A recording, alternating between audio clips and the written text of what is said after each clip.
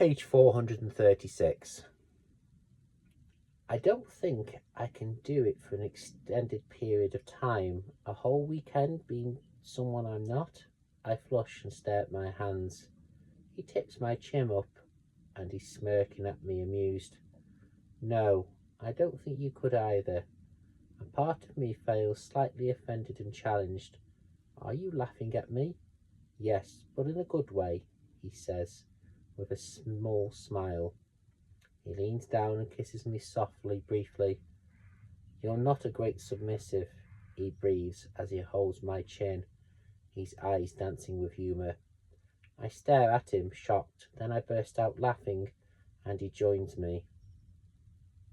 Maybe I don't have a good teacher, he snorts. Maybe. Perhaps I should be a stricter with you.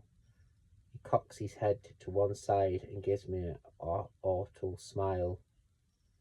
I swallow. Geez, no. But at the same time, my muscles clench deliciously deep inside, if it was a way of showing that he cares. Perhaps the only way he can show he cares, I realise that. He's staring at me, gauging my reaction. What, was it that bad when I spanked you the first time? I gazed back at him, blinking. Was it bad? I remember feeling confused by my reaction. It hurt, but not that much in retrospect, he said over and over again, in my head. And the second time, well, that was good. Hot. No, not really, I whisper.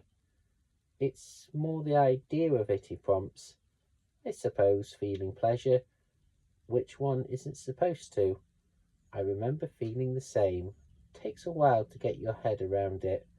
Holy hell. This is when he was a kid. You can always use the safe word, Anastasia. Don't forget that. And as long as you follow the rules, which fulfill a deep need in me for control to keep you safe, then perhaps we can find a way forward. What do you need to control me? Because it satisfies a need in me that wasn't met in my formidable years. So it's a form of therapy. I've not thought of like that, but yes, I suppose it is. This I can understand. This will help. But here's the thing. One moment you say, don't define me. The next you say you'd like to be challenged. This is a very fine line to try successful. He gazes at me for a moment, then frowns. I can see that, but you seem to be doing fine so far. But at what personal cost? I'm tied up in knots here. I'd like you tied up in knots, he smirks. That's not what I meant. I splash him in expectoration. He gazes down at me, arching my eyebrow. Did you just splash me? Yes. Holy shit, that look.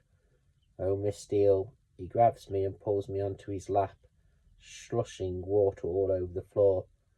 I think we've done enough talking for now.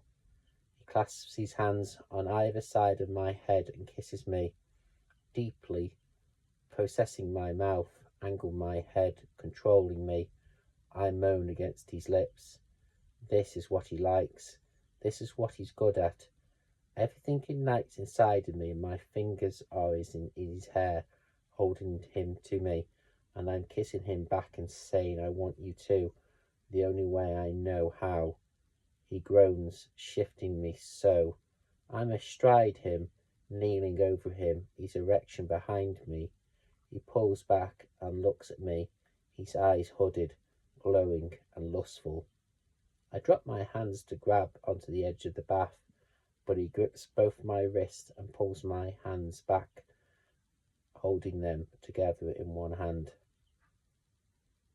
I'm going to have you now, he whispers, and lifts me so that I'm hovering over him. Ready? He breathes. Yes, I whisper, and he eases me onto him, slowly, exquisitely, slowly, filling me, watching me as he takes me.